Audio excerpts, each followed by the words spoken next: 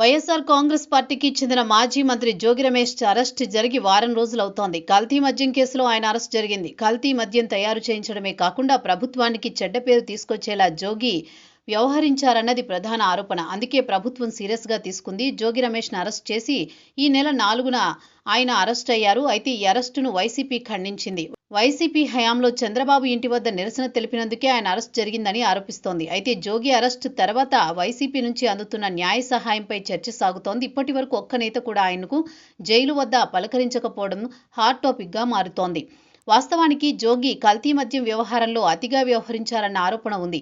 దీనిపై అధినేత జగన్ సైతం సీరియస్గా ఉన్నట్టు ప్రచారం.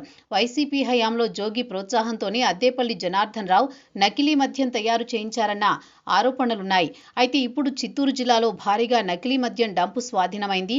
దీనికి ప్రధాన నిందితుడు అద్దేపల్లి జనార్దన్ రావు ఉన్నారు. అయితే ఈ ఘటనపై సైలెంట్గా ఉంటే పర్వాలేదు, కానీ జోగి ఇబ్రహీంపట్నంలో నకిలీ మద్యం డంపును సాక్షి మీడియాకు చూపించి అతి చేశారు. అయితే అప్పటికే విదేశాల్లో ఉన్న ప్రధాన నిందితుడు అద్దేపల్లి జనార్దన్ రావు ఇండియాకు తిరిగి వచ్చారు. సెల్ఫీ వీడియో విడుదల చేస్తూ నకిలీ మద్యం తనతో తయారు చేయించింది మాజీ మంత్రి జోగి అని సంచలన విషయం బయటపెట్టారు.